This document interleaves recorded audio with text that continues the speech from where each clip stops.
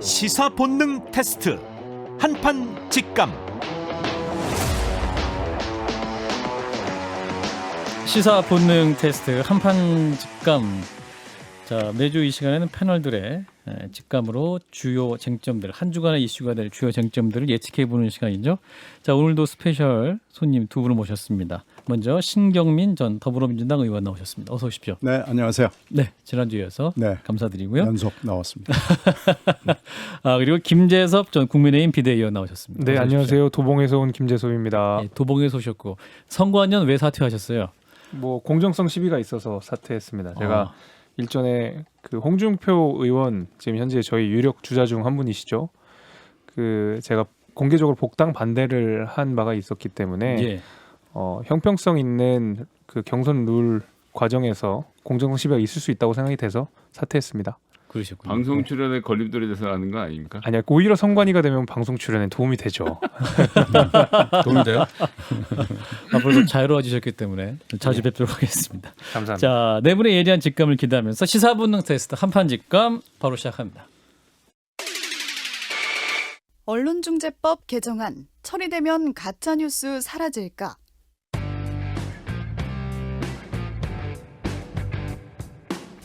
정치권의 뜨거운 감자였던 언론중재법 개정안 8월 처리가 사실상 무산됐습니다. 하지만 당장 오늘 처리가 안 됐을 뿐 민주당 지도부의 강행 처리 의지는 여전합니다. 30일 처리가 어려우면 9월 초에라도 하겠다는 송영길 대표의 말처럼 민주당은 9월 정기국회에서 반드시 언론중재법 개정안을 통과시키겠다는 입장인데요. 일명 가짜뉴스 피해구제법으로 불리는 언론중재법 개정안. 이 개정안이 국회에서 처리되면 정말 가짜뉴스는 사라질까요? 예, 자, 언론중재법 개정안 처리안 가짜 뉴스가 그러면 사라지게 될까? OX 퀴즈가 되겠습니다. 자, 7시부터 이제 재논의 시작한다고 하는데, 자, 일단 네 분의 의견 듣겠습니다. 하나, 둘, 셋 들어주세요. 자, 먼저 네, 가짜 뉴스는 결코 사라지지 않는 네 분이 공감을 해주셨는데, 이제 먼저 누구부터 들어볼까요? 기자 출신이신 우리 신경민 의원부터 들어볼까요? 가짜 뉴스는 고대부터 지금까지 한 번도 사라져 본 적이 없습니다. 아주 질기게 살아남는 것들이 몇 가지 인간사에 있잖아요. 예. 그 중에 하나인데, 이걸 이 언론중재법으로 조금 줄일 수는 있겠죠. 지금 언론의 신뢰가 뭐 거의 땅바닥을 기고 있기 때문에 그런 효과는 분명히 있을 겁니다. 그리고 이 지금 언론의 신뢰를 조금이라도 높이기 위해서 자정 기능을 우리가 굉장히 오랫동안 기대해 왔죠. 1987년 민주화 이후에 언론의 자정 기능, 언론의 신뢰를 높이기 위한 여러 가지 제스처들이 있었습니다마는 다 무의로 그쳤습니다. 그래서 이제 이 법이 나오게 된 배경이고, 사실 세월호 이후부터 기레기라는 용어가 우리의 공식 용어 비슷하게 쓰이게 된 거 아니겠어요? 그러니까 언론의 자정 기능, 자체적인 개혁, 개선, 이걸 기대했습니다마는 그게 이제 잘 안 되는 거죠. 그래서 여기까지 왔는데, 물론 이 법 하나로 모든 것이 다 끝날 수는 없고요. 이게 이제 몸짓이죠. 그래서 이게 어떤 계기를 마련할 수는 있겠지만, 가짜 뉴스는 이것뿐만이 아니고 사실은 언론의 지금 경제적 여건, 그리고 포탈의 문제, 이런 것과 결합이 되어 있기 때문에 그래도 숙제로 남습니다. 그 의원님은 오늘 강행 처리돼야 한다는 입장이세요? 이런 의결권을 행사하시면. 좀 제가 일부 조항에는 동의하지 못합니다. 그러나 이런 몸짓이라도 우리가 좀 해야 되지 않을까라는 생각을 합니다. 김재섭 의원. 저는 일단 가짜 뉴스의 정의를 어디까지 둘 것이냐도 결정을 못했다. 그렇기 때문에 가짜 뉴스는 없어질 수가 없고요. 두 번째로는 지금 현재 언론중재법에서 다루고자 하는 언론사들 같은 경우에 사실 이제 팩트 체크나 이런 사실관계 확인에 있어서 굉장히 엄격하게 다뤄지고 있거든요. 기존 이 매체들에서. 지금 이 요새 현대 사회에서 나오고 있는 가짜 뉴스의 사실 절대 다수는 1인 미디어라든지 아니면 뭐 유튜브 방송 등을 통해서 굉장히 빠르고 악성적인 정보들이 대규모로 유통이 되고 있는 상황이기 때문에 사실 지금 언론중재법에서 다루고 있는 이런 기존 언론 매체들만 뭔가 옥죄인다고 해서 이 악성의 가짜 뉴스들을 근절할 수 없다는 점에서도 사실 이런 언론중재법의 실효성을 의심하게 되는 부분입니다. 이 가짜 뉴스라고 정의하기 너무 포괄적입니다. 이게 잘못된 정보냐, 아니면 오보냐 했을 때 이것도 아직 좀 개념이 불분명한데 그렇죠? 네. 이 부분 개념 정리를 좀 해주실까? 누가 해주실까? 김성애 소장께서 좀 해주시면. 제가요? 제가 생각하는 가짜 뉴스의 네. 범위는 악의적인 오보 정도에 한정한다고 생각합니다. 예. 사람이 기사를 잘못 쓸 수도 있고 또 인용을 잘못할 수도 있고 그런 문제가 생길 수도 있습니다. 그런 문제가 생기면 항의를 하면 저도 뭐 국회에 있으면서 많이 겪어봤는데요. 항의를 하면 기자들이 다 고쳐줍니다. 근거가 있으면. 그 기사를 고집하지 않고요. 정정도 다 해주고 문제가 없는데 문제는 이제 악의를 갖고 편집을 해서 들어간 경우에는 정말 고치기 힘든 경우들 많이 만났거든요. 예. 그런 악의적인 잘못된 뉴스 정도가 가짜 뉴스의 범위로 들어간다고 생각하고 그런 부분에 대해서 싸우자라고 이야기하는 것이지 언론사가 실수만 하면 언론사를 날려버리겠다 이런 생각으로 지금 이 법에 접근하는 사람은 없을 것이라 생각하고요. 가짜 뉴스라는 것은 어쨌거나 그 자체가 돈이 되기 때문에 자극적인 제목일수록 많은 사람들이 읽기 때문에 그것 자체가 없어질 수는 없을 거라고 생각을 해서요. 가짜 뉴스를 없애는 법으로 작용한다기보다는 지금의 언론사들도 가짜 뉴스를 만들 수 있는 가능성이 열려 있고 거기에 대한 법적 처벌도 가능하다라는 상징적 의미가 전 더 크다고 봅니다. 그러니까 지금 나온 이제 개정안을 보면 보복적이거나 반복적인 허위 조작인 것을 이제 가짜 뉴스로 정의하고 있는 것 같아요. 장 변호사님, 이 정도 정의면 어떻게 보세요? 너무 광이다. 반복적이고, 그죠? 네. 그리고 고의적으로 조작하고 그런 뉴스에 대한 대책은 저는 필요하다고 봅니다. 예, 지금 제가 아까 지금 언론중재법에 대해서 비판을 했지만 지금 언론이 문제가 없다라는 입장은 아니에요. 그렇지만 이제 우리가 방향이 맞냐 그리고 제대로 된 수단이냐 이 부분을 이제 문제를 제기하는 건데요. 자, 가짜 뉴스가 없어질 거냐 이게 질문인데 가짜에 대한 개념 말씀하셨지만 굉장히 주관적 시각에 따라 여러 가지가 될 수가 있고 또 전 뉴스가 더 중요한 것 같아요. 뉴스 뭐가 뉴스냐 언론사가 쓰면 뉴스냐 유튜브 또는 페이스북 이런 데서 얘기하는 것은 뉴스냐 아니냐 지금 많은 사람들이 정보를 얻고 있는 것은 공중파 뉴스 언론도 그렇지만 유튜브나 SNS를 통해서 얻는 것도 굉장히 많단 말이죠. 네. 그 부분은 어떻게 할 거냐라는 게 여기 전혀 안 담겨 있단 말이죠. 그러니까 실효적인 대책도 될 수 없다.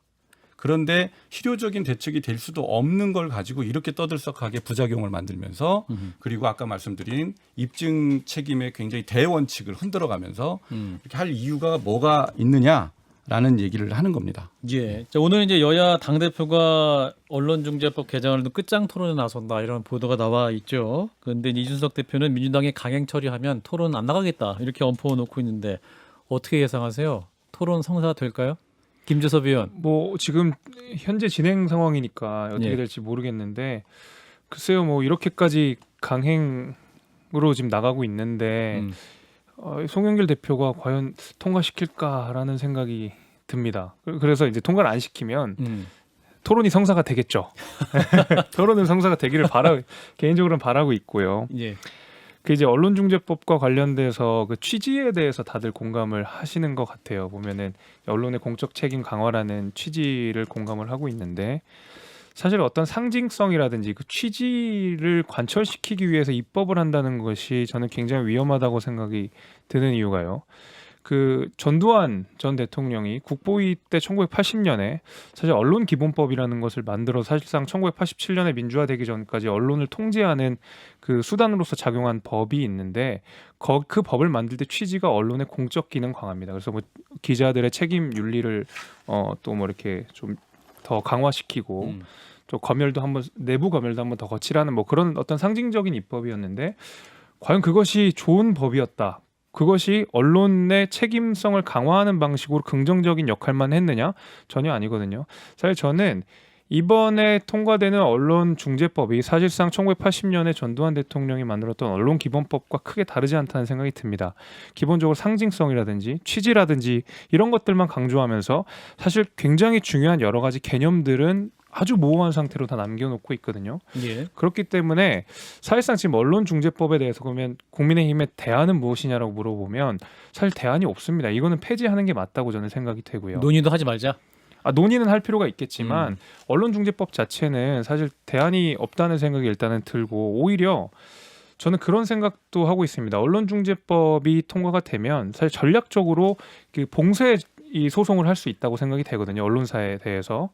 그러면 만약에 봉쇄 소송을 하게 되는 경우에 만약에 이제 언론중재법에 제가 대안을 그냥 그저 만든다고 한다 그러면 그 역봉쇄 소송이라든지 반봉쇄 소송으로 해서 예를 들면 이 언론사를 그 입을 막기 위해서 고의적으로 소송을 하는 경우에는 오히려 그 소송을 하는 사람에게 역으로 징벌적 손해배상을 한다든지 변호사나 소송 비용들을 전부 부담하게 한다든지 이런 방식으로 역소송 이나 반소송 제도를 우리가 만들지 않는 이상은 사실상 이 언론중재법 자체는 악효과가 훨씬 더 많을 거라고 생각이 돼서 저는 폐기하는 것이 정답이라고 생각합니다.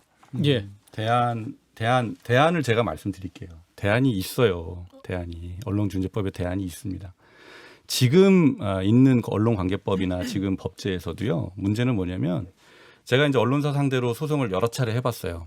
예, 장재령 변호사님. 예, 여러 차례 해봤는데 어떤 공중파 뉴스가 진짜 화면을 조작을 해가지고 피해를 부풀려가지고 보도를 한 사건을 제가 이제 소송을 한 적이 있었는데 김앤장을 선임을 하더군요.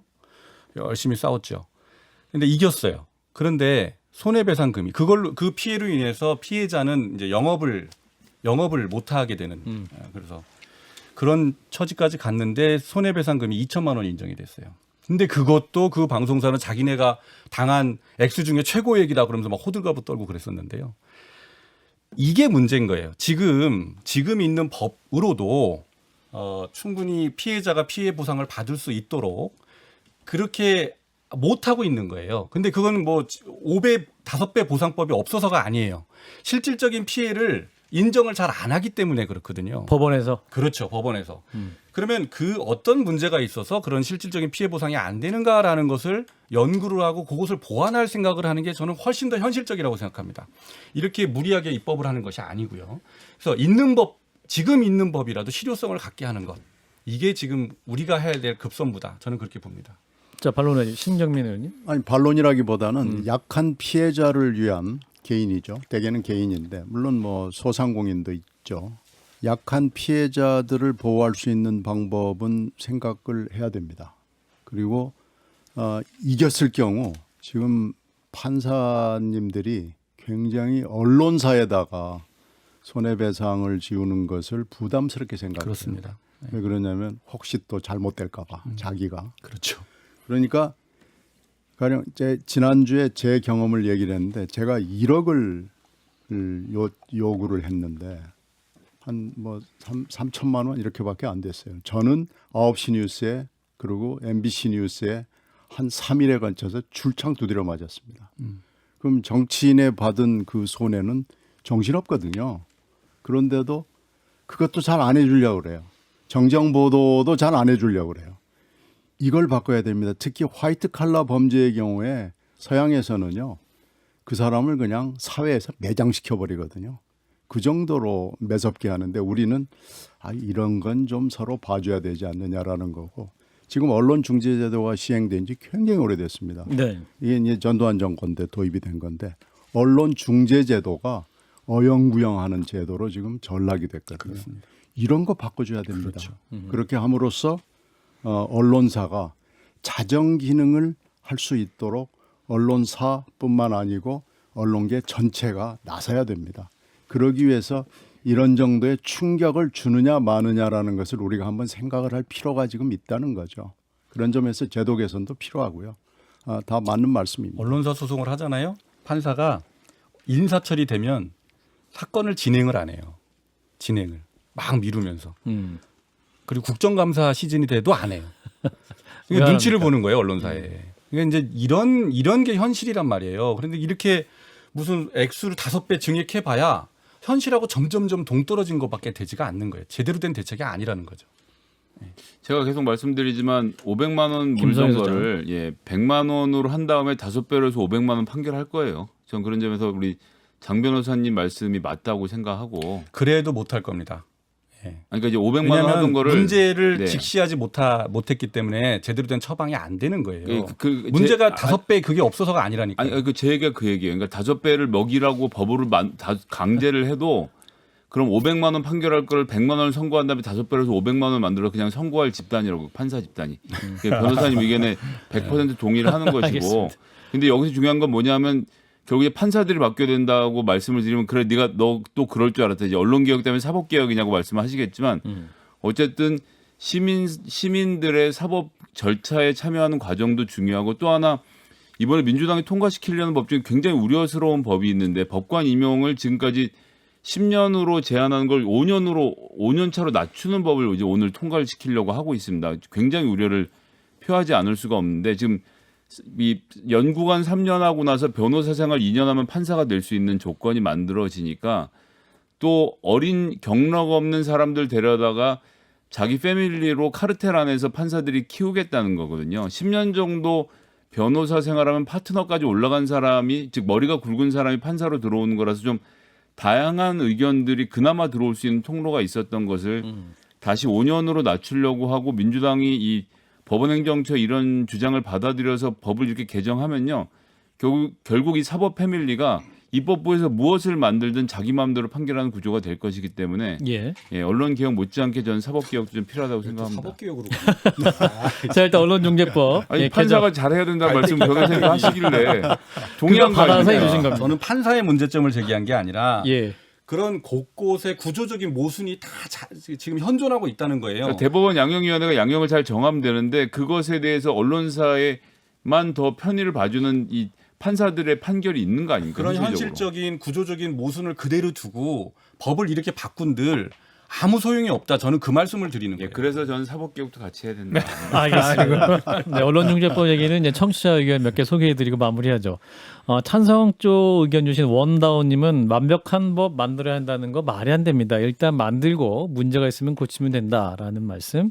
무사다람쥐님은 언론의 기사 한번 뜨면 끝장입니다. 그만큼 신중하고 책임 있는 언론의 자세를 위해서도 이 법이 필요하다라는 말씀 주셨고요. 반대 측에서는 6513님은 가짜뉴스 정말 근절하고 싶다면 그 근원진 유튜브나 1인 미디어를 먼저 규제하는 법이 우선이다라는 말씀 주셨고요.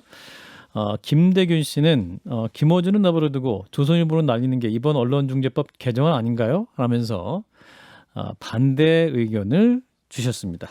자 일단 첫 번째 직감은 네 분 모두 가짜뉴스 근절 안 된다 이런 의견으로 일치 받습니다. 다음 이슈 넘어가죠.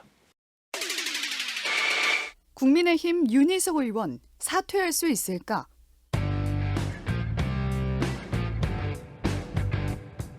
부친의 부동산 불법 거래 의혹이 불거지자 의원직 사퇴를 선언한 국민의힘 윤희석 의원을 두고 여야가 정면 충돌하고 있습니다. 국민의힘 이준석 대표는 사퇴안 처리에 찬성 입장을 보였지만 민주당은 윤 의원의 결정이 사퇴쇼라고 비판하면서 조사가 우선이라는 입장입니다. 상황이 이렇다 보니 정치권 안팎에선 윤희석 의원의 사퇴 처리가 이른 시일 내에는 현실적으로 어렵다는 전망이 나오는데요. 국민의힘 윤희석 의원은 과연 사퇴할 수 있을까요? 예, 바로 질문 들어갑니다. 윤희석 의원 사퇴할 수 있을까요? OX 하나 둘 셋 들어봅니다. 예, 많이 갈립니다. 장재령 변호사 X, 김재섭 의원 O 사퇴할 수 있다. 신경민 의원님 사퇴할 수 없다. 그리고 우리 김성애 소장이 사퇴할 수 있다라고 의견 주셨습니다. 일단 일부에서 두 분 의견 들었으니까 먼저 김재섭 의원부터 말씀 주실까요? 그렇죠. 이게 뭐 국회법에 우선하는 게 헌법이고요. 그 어쨌든 직업 선택의 자유는 헌법상 보장되는 권리인 만큼 물론 그 이제 국회의원에게 짊어진 정치적 책임이라는 데서 과연 윤희숙 의원이 자유로울 수 있느냐에 대한 문제 제기는 그럴 수가 있겠습니다만은 본인 스스로가 이에 대해서 어쨌든 간에 이 의혹이 밝혀지는 것은 차후에 더 진행된다 하더라도 이에 대해서 분란이 있었고 그에 대해서 분명한 책임을 갖고 정치인이 이런 책임의식을 보여줘야 된다는 면에서 강하게 지금 그 의원직 사퇴를 주장하고 있는 상황이고 예. 사실 정치적으로는 어려울 수 있겠지만 제도적으로는 어려울 것이 없거든요. 지금 뭐 9월이면 이제 정기국회가 시작이 되고 민주당에서 이 사퇴에 대해서 오케이만 해주면 사실 사퇴할 수 있는 부분이기 때문에 네. 결국 결정의 문제다라고 생각이 되고요. 민주당 입장에서도 우리 윤희숙 의원 입장에서도 이 사퇴 요구를 받아들이는 것이 더 맞지 않나 싶습니다. 굳이 반대할 이유가 저는 민주당이 반대하는 이유를 사실 잘 모르겠어요. 그 사퇴해야 한다는 거죠? 사퇴할 수 있게 사퇴할 수 있다죠. 사퇴할 수 있는 네, 사퇴할 겁니까? 수 있다죠. 사퇴할 네. 수 있군요. 자, 신경민 의원님. 국회의원 당선되는 것보다요. 네. 사퇴하는 게 훨씬 더 어렵습니다. 국회의원 당선도 무지 어렵죠. 네네. 뭐 하여튼 뜻을 세우고 공천이라는 아주 지난한 과정을 거쳐서 지역구에 가가지고 뭐 얼마나 천신만고합니까? 그렇습니다. 정말 어려운데 당내 경선 또 선거는 이겨야 사퇴 되고. 사퇴 간단치 않습니다. 일단 본인은 사퇴하겠다고 그러지만 야당의 원내가 할까요? 그러면 여당의 원내가 또 동의해 줄까요? 여야가 의안에 합의를 해야 되거든요. 그 다음에 여야가 그럼 합의했다고 칩시다. 그러면은 상정을 해야 되는데 이건 의장맘입니다. 국회의장. 그렇죠. 어느 국회의장이 자기 임기 안에 손에 피를 묻히고 싶어 하겠어요. 박병석 의장의 사전에 손에 피 묻히는 거 없습니다. 그러면 여야 원내대표가 합의를 했다고 칩시다. 상정하는 건 의장 자기 맘이에요. 절대 안 합니다. 그럼 혹시 그러면 박병석 의장이 어느 날 갑자기 꿈을 깨가지고 상정했다고 칩시다. 네, 표결해야 되잖아요. 그렇습니다. 그런데 민주당이 뭐가 좋아서 거기에 오케이 하겠습니까? 그 정치적 부담이 엄청나거든요. 그러면 못합니다. 넘어야 산이 한 4개 정도 되네요. 아이고 이 산을 하나 넘기도 어려운데요. 음흠. 이거 첩첩산중이거든요. 음. 그래서 지금 아마 윤희숙 의원이 KDI 생각하시는 것 같은데 KDI 그만두는 거하고 국회의원 그만두는 거하고는 엄청 차이가 많습니다. 이거 못합니다. 못한다. 네. 이게 들어올 때는 원에서 들어왔죠. 들어올 때는 뭐 저기 쉽게 들어왔죠. 저기 꽃가마 타고 꽃길 타고 왔습니다마는 예, 이건 그렇게 안 됩니다. 그렇게 안 될 것이다. 네. 자, 지금 장진영 처음 변호사님. 있는 일 아니에요? 지금 우리 아니에요. 우리 그 그만둔 헌정역사상. 예는 있는데. 아니. 야당 이렇게 상대 당의 의원이 그만두겠다고 했는데 네. 다른 당의 의원들이 집단으로 네. 안 된다 이렇게 반대하는 것이 저는 특히 이렇게 무슨 비위와 관련된 의혹이 제기됐는데 오히려 상대방에서 그건 안 된다 이렇게 얘기한 거는 저는 전무후무한 일이 아닌가 이런 생각이 들고요. 이게 사퇴가 되느냐 안 되느냐와 상관없이 저는 민주당은 점수를 잃었다 이미. 그리고 앞으로 더 잃을지 말지는 좀 지켜봐야 될 것 같은데 왜냐하면 민주당이 이걸 반대하는 속내가 너무나 훤히 들여다 보이기 때문에 그 계산하는 게 막 보인단 말이죠. 정치에 별로 관심 없는 사람들, 저 사람들 속셈이면 저런 거다. 자기네들한테 불리해질까 봐 저러는 거지. 왜냐하면 상식이 안 맞는 일을 하니까요. 그래서 그런 이제 잔머리 굴리는 것이 다 보이기 때문에 이미 이제 점수는 이제 잃은 것은 기정사실화 됐다. 잔머리라는 것은 내로남불 부메랑이 민주당 쪽에 올까봐 주저한다 이런 말씀이신 겁니까? 그렇죠. 윤희숙 의원이 이제 사퇴를 하게 되면 그 다음은 뭐겠어요? 당신들은 뭐냐? 이런 얘기가 바로 가는 거죠. 근데 그게 굉장히 두려울 수밖에 없고 아까 뭐 신 의원님 말씀하신 정치적인 부담을 저는 이제 그렇게 받아들였는데 그것을 감당하기가 어렵죠. 김선희 소장님. 윤희숙 의원 결기가 지금 굉장합니다 보니까. 방도 뺐다고 하죠. 예, 그러고 실제로 보좌진들의 방은 도움도 다 아예 빼요. 안 받고 아 원래 방은 원래 원래 뺍니까? 다 방은 빼는 거예요. 아 원래 빼고 그래도 못 나간다. 방은 아니, 뺄 수 있지만. 방 뺀 사람 많습니다. 그 서울시에 우리 당협위원장들 방에서도 바로 나갔어요. 바로 나갔어요. 단톡방. 그 다음날 단톡방에서 바로 방을 빼더라고요. 아니, 그 회관 방 빼는 건 뭐 별거 아니에요. 그렇게 방 빼고 다시 돌아온 사람 많습니다. 근데 이제 방을 빼고까지 했는데 예. 그러면 이제 나를 사퇴시켜 달라라고 논쟁이 벌어지면 윤희숙 관련된 논쟁이 오래 지속되잖아요. 그럼 이것이 민주당에게 유리하게 작동할 여지가 별로 없습니다.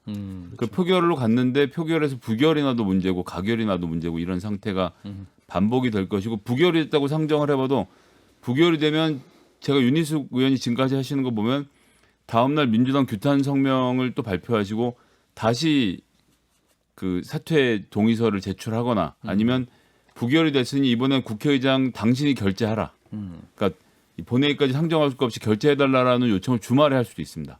여하튼 많은 방법을 동원해서 그만두겠다는 의사를 밝히시는 것을 끝까지 막을 수가 없기 때문에 저는 결국 사퇴 처리가 되지 않을까라고 짐작해 보겠습니다. 결국 사퇴 처리가 된다. 아하. 그리고 민주당 입장에서 판단을 계속 해보겠지만 이것을 오래 끌수록 유리할 것인가? 저는 그렇게 보여지지 않는 측면도 있고요. 그렇군요. 김재섭 그러나 사퇴를 하겠다고 한 것 자체에 대해서는 정치적으로 굉장히 전 잘못된 행동이라는 비판은 같이 하겠습니다. 예, 김재섭이요. 근데 이제 민주당의 반응이 좀 저는 웃겼는데 사실은 뭐 이제 사퇴 쇼에 동참하지 않겠다. 뭐 또 국민에 대한 책임 뭐 이런 얘기를 사실 해요. 근데 저는 좀 그게 민주당에서 왜 남의 걱정들을 그렇게 하시나라는 얘기를 하는 게요. 그게 뭐 국민의힘의 문제가 될 것이고 뭐 이렇게 말씀들을 하시는데 사실 그 이제 보궐선거가 나죠. 우리가 이제 4.7 재보궐선거를 했고 국민의힘이 이겼지 않습니까? 보궐선거를 치르게 되면 당연히 그 보궐선거를 치르게 한 정당이 분명히 정치적 책임을 지고 그것은 선거라든지 아니면 뭐 투표로서 분명히 심판을 받게 되는 부분인 것이고 예.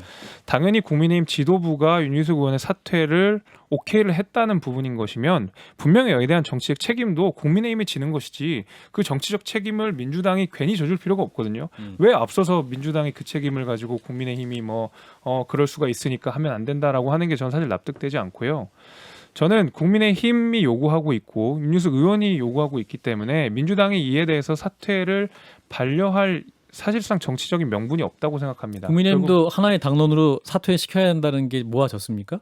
일단 적어도 그 당 대표는 윤희숙 의원의 사퇴를 허용하는 방식으로 가닥이 정해졌다고 언론 보도를 제가 본 적이 있습니다. 그래서 국민의힘이 오케이를 한 상황에서 지금 민주당이 안 받을 이유가 사실 없는 것이고 오히려 이렇게까지 사퇴를 만류하는 것은 아까 그 장 변호사님 말씀하신 대로 이 윤희숙 의원을 사퇴를 시켰을 때 돌아오는 화살, 민주당에 돌아오는 화살이 가결을 시키나 부결을 시키나 이 막중하기 때문에 일단은 막고 보자라는 방식으로 윤희숙 의원이 남아 있어야 사실 민주당의 의혹을 받고 있는 의원들도 명분이 생기지 않겠습니까? 적어도 탈당하지 않을 명분이라도 만들지 않겠습니까? 저는 결국 이런 명분 싸움에 있는 것이고 이미 명분 싸움에서는 민주당이 졌다라고 말씀드리고 여기서 싶습니다. 변수는 수사인데요. 예. 윤 의원이 첫날 사퇴 얘기를 했을 때만 해도 윤 의원의 압승이었거든요. 근데 그 다음 날 이제 다음 두 번째 회견을 보면서 이게 이 사태가 어디로 갈지 모르겠다. 지금 그런 짐작이 가능하게 되고요. 결국은 진실이 어느 쪽이냐로 승부는 갈리게 될 거예요. 지금 여기서 사퇴를 할 것이다 말 것이다가 그렇게 중요해지지 않는 그런 상황이 전개될 수도 있기 때문에 저는 사퇴를 가지고 예상을 하는 게 그렇게 큰 의미는 갖지 못할 걸로 생각합니다. 예, 일단은 이제 경찰청 국가수사본부가 수사를 시작했기 때문에 공수처 사안은 아닌 걸로 거의 확정이 됐죠. 예. 그러니까 이제 경찰이 하겠죠. 예, 일단 그 수사 결과에 따라서 이 사퇴 공방의 방향도 결정될 것이다라고 정리할 수 있겠군요. 문자 많이 주고 계십니다. 사퇴시켜야 한다는 의견 주신 분은 허원님은 그렇게 잘못했다고 해놓고 사퇴 못 시키겠다는 것은 뭔가요? 라는 말씀. 한정우님도 사퇴도 남 탓으로 미루는 건가요? 깨끗하게 사퇴 찬성표를 눌러야 한다라는 사퇴 찬성 의견. 사퇴 안 된다는 의견으로는 박공정님은 계산하고 사퇴쇼를 하는 건데 민주당에서 이에 맞게 대응하는 건 당연하다고 본다라는 말씀. 릴리님은 사퇴 대신에 수사받고 언론은 계속 의혹을 취재하고 그렇게 진상이 밝혀지면 되는 문제다. 이렇게 청취자들도 의견이 팽팽하게 갈리고 있습니다. 역시 OX도 두 분, O2, X2로 팽팽하게 갈렸습니다. 자, 세 번째 이슈로 넘어갑니다. 민주당 경선 후보들 결선 투표까지 갈까? 민주당에게 선택의 시간이 다가왔습니다. 이번 주말 대전 충남을 시작으로 오는 10월 10일까지 전국 순회 경선이 시작되는데요. 민주당 대선 주자들은 주말 사이 충청에 머물며 민심을 다졌습니다. 최대 관심사는 이재명 후보가 부동의 1위를 달리는 가운데 이번 경선에서 과반을 확보해 최종 후보가 되느냐 하는 건데요. 2위인 이낙연 후보를 비롯한 다른 주자들이 역전 드라마를 쓸 수 있을지도 관전 포인트입니다. 선택의 시간을 맞은 민주당 경선, 과연 결선 투표까지 갈까요? 예, 자 민주당 본경선 결선 투표까지 갈 것인가라는 질문입니다. 그러니까 10월 10일 3차 선거에는 투표에서 50% 넘는 후보가 없을 것이냐 있을 것이냐 이 부분이 질문이 되겠죠. 자, OX 합니다. 하나, 둘, 셋. 네, 이것도 굉장히 갈리는군요. 일단 장지정 변호사님은 간다 O, 김재섭 의원 X, 신경민 의원 간다. 그리고 우리 김성애 말하지 않겠다. 소장님은 세모. 말하자 세모. 그렇군요. 아니 그렇게 묵비권이 있어요? 예, 세모가 원래 있어요. 누가 묵비권을 행사했어요? 정치적으로 제가 책임지는 거죠. 자, 일단 신경민 의원님이 결선 투표까지 갈 것이다 이렇게 말씀하셨으니까 근데 이재명 캠프의 대변인 맡고 계시는데 결선 투표까지 갈 것이다. 부위원장 맡고 있습니다. 예. 캠프의 이낙연 부위원장. 캠프. 네, 이낙연 캠프의 죄송합니다. 부위원장 예, 맡고 예, 있습니다. 예. 큰일 날 뻔했네요. 큰일 날 뻔했어요. 큰일 날 뻔했어요. 저는 옮기신 줄 알았어요.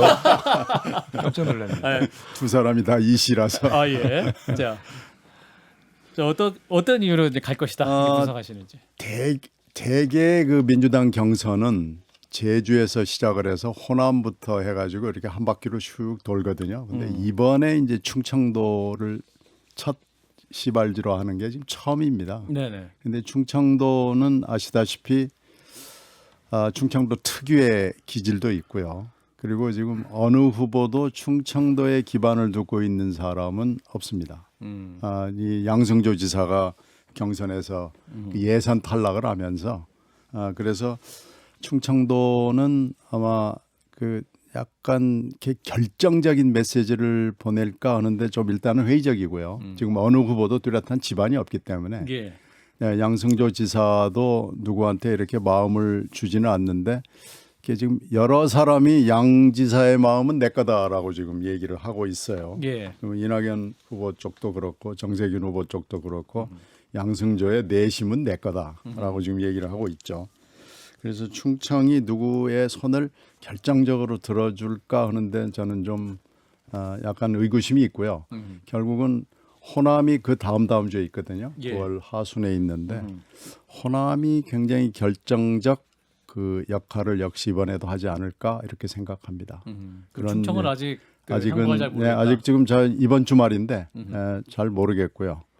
호남의 마음을 잡는 것이 누가 호남의 손을 잡을 것이냐라는 것이 현재로서는 뭐라고 얘기할 수 없기 때문에 지금 서로 다 이것도 지금 아전 인수로 해석을 하거든요.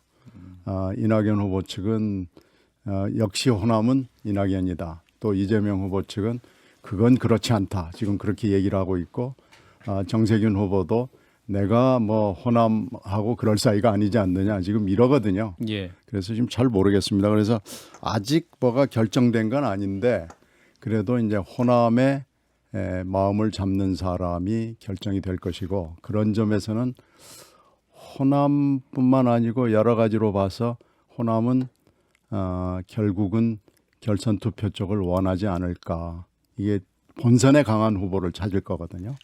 예. 예선에 강한 후보보다는 역시 본선입니다. 신경민 의원님께서 굉장히 중립적으로 말씀하시려고 노력하셨지만 예. 예. 자, 우리 김재섭 의원. 신경민 의원님께서 이제 본선에 강하다고 말씀하셨는데 예. 국민의 입장에서는 이재명 후보가 조금 더 까다롭지 않나라는 생각이 조금 더 들고요. 예. 그래서 저는 아까 X를 들었는데 결선 투표까지 안 간다. 예, 사실 이제 바람 같으면 결선 투표까지 갔으면 하죠. 왜냐면은 사실 상대당의 입장에서 예. 결선 투표까지 가게 되면 사실 후보 간의 그 네거티브 공방이 굉장히 강해지면서 사실상 이제 당 지지율까지 조금 떨어지는 더 많이 효과가 싸우기를 있기 원하시는군요. 때문에. 민주당이. 예, 그러면 사실 이제 국민의 입장에서는 뭐 반사 효과를 누릴 수가 있는 부분인데 네. 지금 뭐 지지율이나 이런 부분에 있어서 사실 이재명 후보가 좀 굉장히 앞서가는 것이 견고한 것 같고요. 그게 마찬가지로 뭐 충청에서도 비슷한 것 같고 개인적으로는 이낙연 후보 같은 경우에 어떤 한 방으로 뭔가 빡 치고 올라갈 만한 그런 모멘텀이 지금 잘 없지 않나라는 생각이 좀 들어요. 그래서 예를 들면 이제 이낙연 후보께서 어떤 특정한 이벤트나 아니면 메시지나 뭔가 확 끌어올릴 만한 모멘텀이 있다 그러면 사실 결선 투표를 기대해봐도 좋을 것 같은데 지금 상황이 10월까지 유지가 된다 그러면 예. 사실상 이 거의 뭐 과반 정도의 득표로서 이재명 후보가 이 최종 후보로 결정되지 않을까라는 게 뭐 더 객관적인 시선입니다. 자, 장준영 변호사님. 과반으로. 과반. 예. 글쎄요. 저는 지금 이재명 후보 지지율을 보면 이제 박스권에 갇힌 느낌이 듭니다. 그래서 특별한 모멘텀이 없으면 그런 계기가 없으면은 과반 지지까지 이렇게 가기는 굉장히 어려운 상황 아닌가라고 저는 이제 개인적으로 보고 있고요.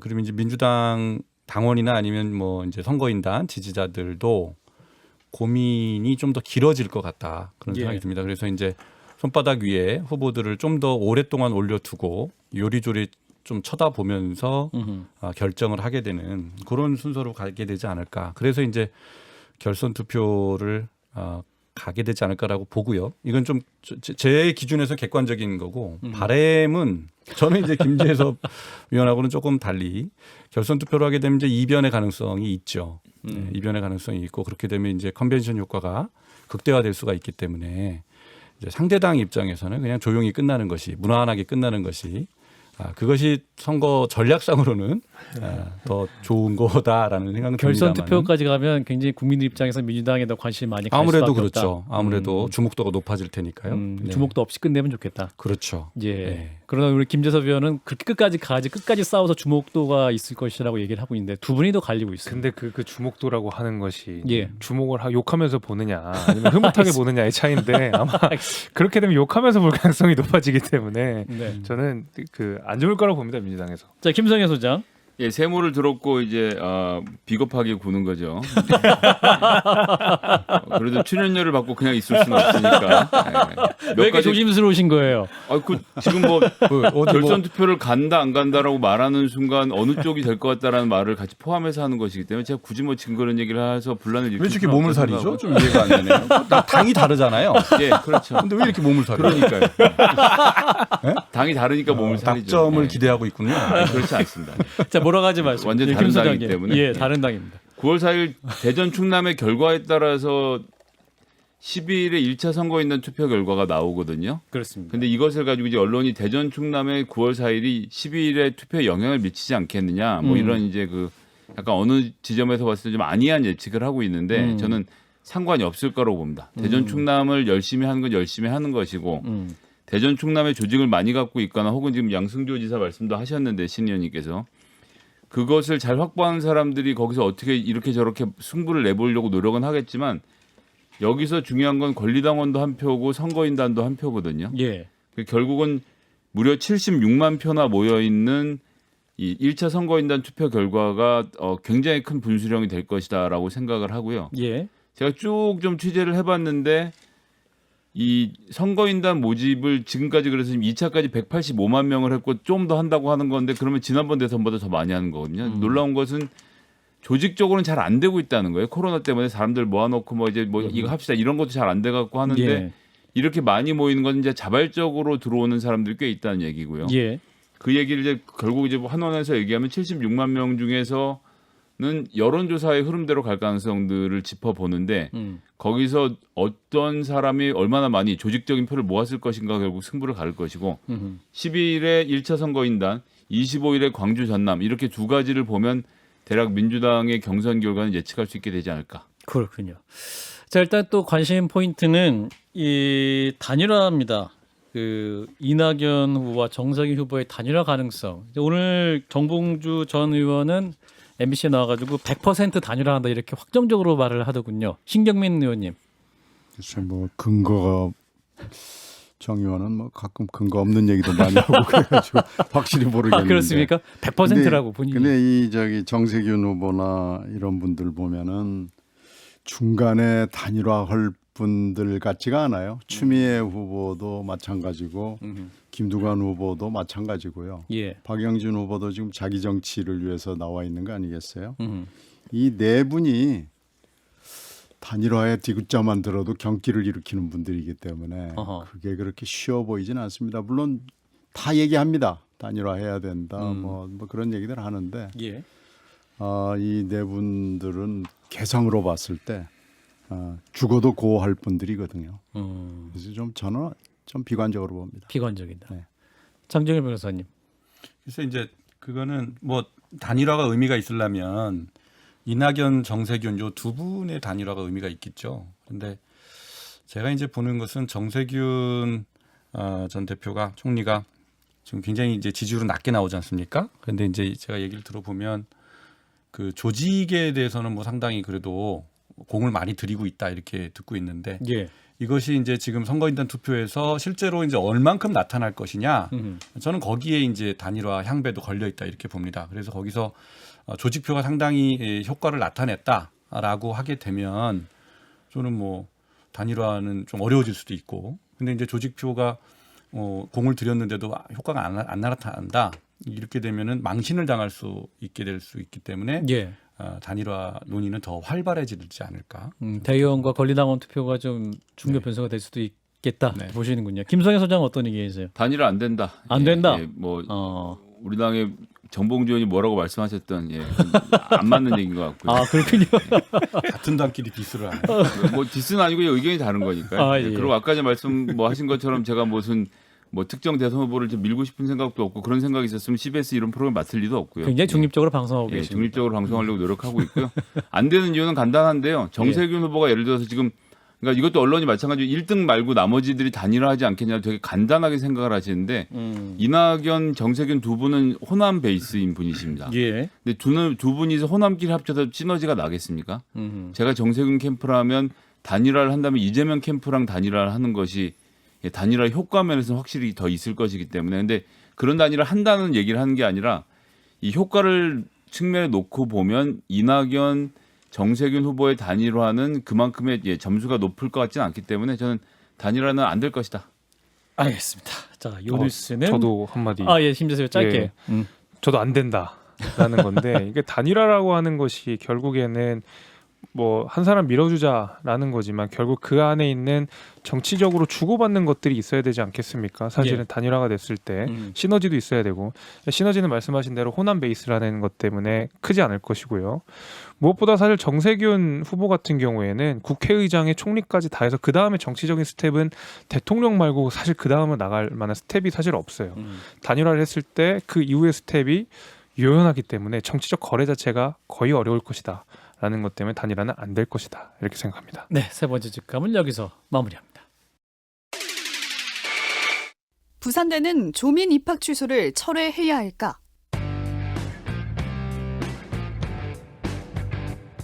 지난주 부산대가 부정입학 의혹을 받던 조국 전 법무부 장관의 딸 조민 씨에 대해 의전원 입학 취소를 통보했죠. 이 결정에 반대하는 국민청원이 하루 만에 20만 명 이상의 동의를 받으며 화제가 됐는데요. 청원인은 기본적인 무죄 추정 원칙을 무시한 결정이라며 명백한 인권 탄압이자 헌법 위반이라고 주장하고 있습니다. 부산대는 조민 씨의 입학 취소를 철회해야 할까요? 예, 자, 부산대 조민 씨 입학 취소 철회해야 할까? OX입니다. 하나, 둘, 셋 확인합니다. 네, 네 분 모두 세 분이 X고요. 우리 김성애 소장만 세모 입장입니다. 좀 제안을 해야 돼요. 세모 왜요? 한 번 세모도 못하게. 의견입니다. 세모가 왜 의견인지에 대해 말씀드리겠습니다. 네. 예, 조민 씨 입학 취소 철회를 할지 말지를 왜 정치권이 토론을 해야 하며 더군다나 의견도 못 물어봅니까? 아니, 그러니까 청와대가 청원이 올라갔다고 해서 청와대가 여기에 답변을 해야 되는 이유도 전혀 없고요. 이건 부산대가 알아서 정하면 되는 문제이기 때문에 제가 입장을 밝힐 필요가 없는 문제라고 생각합니다. 예, 신경민 의원님. 글쎄 이게 지금 항소심이 대법원에 가가지고 뒤집히거나 깨질 가능성이 일단 거의 없다고 봐서 한 거 아니겠어요? 예. 그런 점에서 봤을 때 부산대 입장에 대해서 물론 그래도 이제 신랄 같은 뭐 이런 건 있겠지만 청와대가 얘기하기는 조금 어려운 사안이고요. 그렇게 따지면 부산대는 아마 입장을 계속 유지하려고 할 겁니다. 예, 그런 의미에서 철회할 필요 없다라는 말씀이고요. 자, 우리 김재섭 의원. 저도 뭐 항소심 판결까지 나온 마당에 이걸 뭐 대법원에서 어차피 법리만 심사를 할 텐데요. 이게 네. 뭐 뒤집어질 가능성이 없고요. 우리가 2019년에 서초동에 나갔던 인원이 300만이라고 합니다. 이제 조국 이제 수호 집회라고 했던. 근데 지금 청와대 그 청원 게시판에 30만 명에 나머지 한 270만 명 정도는 사실 이 판결에 대해서는 크게 이렇게 그러니까 판결의 내용에 대해서 동의하고 있다라고 봐도 되지 않을까라고 싶습니다. 그래서 철회는 어렵다. 장정영 변호사. 철회를 할 이유가 없는 거죠. 제가 아까 그 유승준 케이스에서도 정의와 형평에 대해서 말씀드렸는데 많은 공무원들 또 많은 직장에서 기소만 돼도 직위를 잃는 그런 일들이 제도상으로 시행되고 있어요. 예. 2심까지 기다려줬다는 것 자체가 굉장한 특혜입니다. 이미 특혜를 많이 받았어요. 더 이상 특혜를 줘서는 안 됩니다. 네. 그래서 예. 처리하면 안 되죠. 처리할 수 없다라는 게 세 분이 X, 한 분은 세모로 이 아이템 이렇게 정리하도록 하겠습니다. 자, 한판직감 오늘은 4가지 이슈를 아주 알차게 다뤄봤습니다. 함께해 주신 분 신경민 전 더불어민주당 의원, 김재섭 전 국민의힘 비대위원이었습니다. 두 분 고맙습니다. 네, 감사합니다. 고맙습니다.